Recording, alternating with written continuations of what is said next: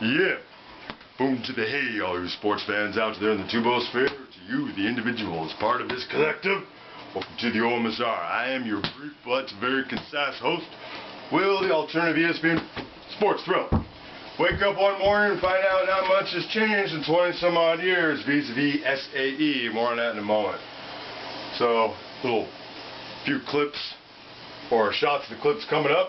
Do a little voiceover or intro show thingy-lingy-majing so you know what's coming up in the last two wherefore. Some stats on Epsilons. Sort of kept these intentionally blurry, not trying to spotlight them too much. Might not be able to recognize them in person if you saw them, but kind of demonstrating, you know, what I saw 20-some-odd years ago, as opposed to football and basketball players, both past and present. Still got it going on with basketball. Not an ethnicity to be found. No ethnism in those ranks. Got Dwayne, darn that ultimate sports fan, OMSR mascot. Alright. Good job, university president. Did the right thing. That's who you want at the helm of your university. When the chips are down and an important issue comes up, boom. Zero tolerance. I'm trying to keep it toned down. My personal feelings on this goes even beyond that, into the negative. I mean, if it were me, I gotta try to keep it objective here and not reveal my true feelings about this. But as a fellow Caucasian, I look at these guys and I just want to go, you know, some sense into them. Because, you know, the thing about SAE that I saw 20 years ago was a lot of goofball behavior. It was my first college experience, 1992. The then girlfriend, now ex-wife, been a house sweetheart, or was offered a house sweetheart, and raved to me how great her experience was at Utah State, in Logan, Utah. About as far apart on the spectrum from nowadays Norman, Oklahoma as you could get. And the issue with that chapter was a lot of sexual misconduct. That's why she quit going there. We actually had a run-in when we were there. It was for graduation ceremonies. Had stopped in there. Again, it was my first experience. I was like, we got to go after an hour. The goofball behavior is going to rub off, I'm afraid. She later admitted to me that, yeah, this is not me saying it. 20 years ago, she said it. Gal in the know. That SAE accepts pledges that other universities rejects. What does that mean, necessarily? I'm not sure. There's something that emboldens the members into improper behavior. Maybe guys who didn't have the best social experience in high school because they weren't the best looking suddenly get this VIP access and this perceived status of popularity that they think suddenly they become uber sex appeal and all that. Can't handle rejection from women nonetheless, because nothing much has changed. You're just a member of a fraternity. It gives you more responsibility to conduct yourself with class and dignity. So that's my 2 cents on it. You know, those of you who are regular viewers or subs know that this is the one sports show that uses a particular aspect of the fraternity system as part of this shtick. And now you know I also have personal experience vis-a-vis SAE. So probably the only sports show around that can say that. All right, clips coming up. Little montage of from CNN and MSNBC as this was breaking yesterday. All right, one more time. Thanks for watching those silly DUIs. While you're out there, reminding you, sports and alcohol. This is the primary focus, after all, at the collegiate level. They are joined at the hip, so pace yourself. Roll. Allegedly showing its brothers at the University of Oklahoma chanting and singing racist language. Francis joins us with more about what's taking place under these frats under fire. Yeah, certainly not the first time we've heard about this kind of thing with these Greek organizations, as we continue to see these in the headlines. You know, fraternities coming under fire for the behavior of their brothers, and it all raises all kinds of questions about their presence on college campuses. So I want to give you some facts here about Sigma Alpha Epsilon. So let's start with this. It has 219 chapters nationwide, with around 15,000 collegiate members, and more than 325,000 men have been initiated since its founding in 1856. And now, for more history here since they have been founded, Sigma Alpha Epsilon is more than 150 years old, and there were about 400 members when the Civil War began, according to SAE's website here, with 92% of them fighting for Confederate states. So Sigma Alpha Epsilon clearly has deep roots in the Confederate South. as well. Now, back to the present here. And the incident we're talking about in Oklahoma, it isn't the first time SAE has come under fire for alleged racist attack. Let's go back to 1992. That's when Texas A&M, they fined its chapter $1,000 after it threw a so-called jungle party. And according to a report in the Washington Post, frat brothers attended that in blackface. Well, a 2013 Bloomberg investigation revealed also some alarming data about Sigma Alpha Epsilon. And we're talking here more than 100 SAE chapters have been disciplined one way or another since the year 2007. And that same Bloomberg report, it named SAE as the deadliest fraternity in the United States.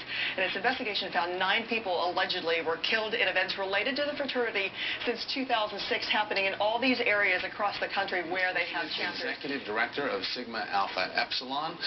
His name is Brandon Wakehorse. Brandon, thanks so much for joining us. And let me start off by asking, now that Oklahoma University president has shut down the fraternity, telling those brothers they need to be out of the house they have on campus by midnight tomorrow, do you believe there should be further punishment to those who took part in the video?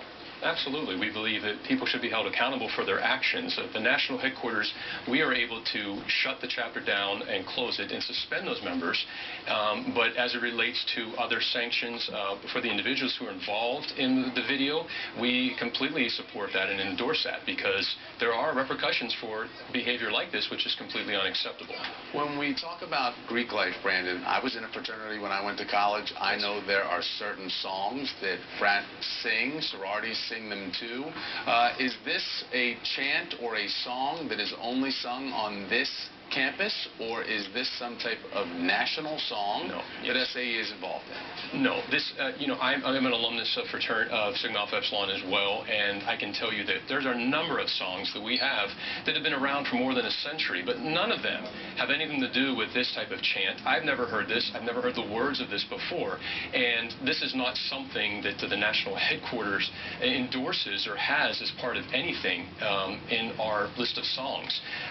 So there's been some misunderstanding, I think some rumors that people believe that this must be a Sigma Alpha Epsilon song. That is absolutely not true. All right, you said you were shocked by this video, talking about there that you are not familiar with this song or chant, but we know that the ASC, drawing its roots to the Confederacy and the Civil War, is there an argument that this sort of behavior is embedded into the culture of the fraternity? The culture of the fraternity is not about the Confederate, the antebellum fraternity. We were founded at the University of Alabama in Tuscaloosa back in 1856 because of the location of where we were founded and the location of our founding fathers. Yes, many of those original members, and then in the subsequent years leading up to the Civil War, did fight for the Confederacy because of where they were. But as a national organization, Sigma Alpha Epsilon does not endorse the Confederate flag or any sort of hateful message or perception about that, because that's not who we are. We are about more than that. Our creed is the true gentleman, and there is a portion of that creed that speaks directly to this and these ridiculous, inappropriate actions, and it's that the man who thinks of the rights and feelings of others rather than his own. There is no doubt that these now former members, were not thinking of the rights and feelings of anybody, and that is behavior that is appalling to all of our members across the country, because it's unacceptable. When we talk about the membership across the country and what currently is represented on campuses across the country, as you represent the national body, what is the diverse breakdown? Our chapters and the membership that they have are just as diverse on the campuses where they exist. We have many brothers who are from different backgrounds, ethnicities, religious beliefs, and cultures. There is nothing in our fraternity laws that states that you have to fit into a certain type of person. The only requirement is that you're a college-aged male who is enrolled in an academic institution. That is the only thing that's the requirement. We have a non-discrimination policy, and again, depending on which campus it is and which chapter it is, the SAE very often represents the makeup of the student body. Brandon, certainly there is a lot of good work that I'm sure that your alumni and members of the fraternity that you have done nationally that is being lost here in this conversation. But do you blame President Boren for not wanting SAE back on that campus as long as he's president? Absolutely not. We respect his decision, because Sigma Alpha Epsilon, these former members, I mean, what a shocking thing for their campus. I mean, it not only has shamed us on the national level, but obviously has shamed the entire University of Oklahoma community. We we look at our relationship with colleges and universities as a partnership, and that's important to us. But we also respect the fact that the university president doesn't want Sigma Alpha Epsilon to return. We are not focused at this point on the chapter returning. We are always in support of bringing a good group of guys who are gentlemen and leaders and really role models in their chapters. Today, bags are packed at this University of Oklahoma fraternity house. We don't have any room for racists and bigots at this university. I'd be glad to. Now from the president of the University of Oklahoma, the former governor of Oklahoma, the former Senator David Boren. Senator, thanks very much for joining us. How could this happen at your university? It seems almost impossible to me. I was outraged the minute I heard about it. I was saddened by it the more I think about it. And that's why we've decided to take immediate action. Within just minutes of learning of this video and determining that some of our students were involved, we've kicked the fraternity off the campus. They're packing up their bags. They have to be out of the house within 24 hours. And we're just not going to tolerate it. We have a zero tolerance policy, and I think that that is of racism. That's not who Sooners are. Real Sooners are not racists and bigots. Real Sooners are people who respect each other and who care about each other, and we're not going to put up with this. I think you have to send the strongest possible message, not only the entire culture on this campus, but on campuses across the country, and indeed for the rest of us. All of us across America have to start having zero tolerance. We can't sit still when we hear racist jokes or remarks being made, even in social settings. We need to stand up and speak out, because I think that's why we're having all of this problem across the country, and that's what we're trying to do here. What about the students who were seen in that video, the members of that fraternity? What's going to happen to them? Well, we're investigating the individual members as we can determine who they are now. We're making progress in that investigation.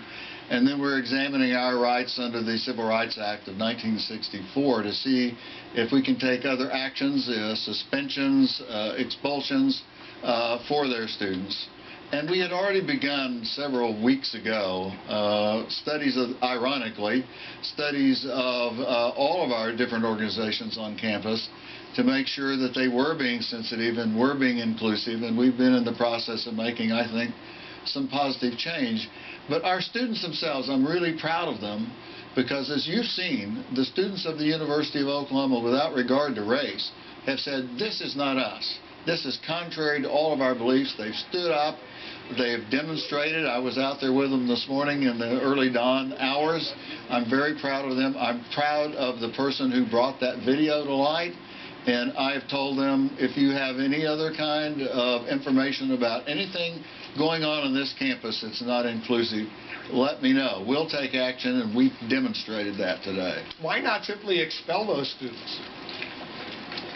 Well, we have to be very careful under federal law and under the Constitution in terms of what we do. We have to prove that they have created a hostile environment for other students in their education. Certainly the highlight has been, or the spotlight rather, has been on our police departments, but I was a bit surprised to hear educated college kids, this generation, the millennials, sort of espousing these racial epithets. That was surprising to me, because you feel like when society evolves and you know better, you do better. I've heard over and over again that certainly people that are racist are over 40, or over 50. But now we're seeing the millennial generation on videotape chanting, not one voice, not two voices, but many voices. And that is what has concerned me the most about this. Yeah, that's an excellent point. You don't expect it from these young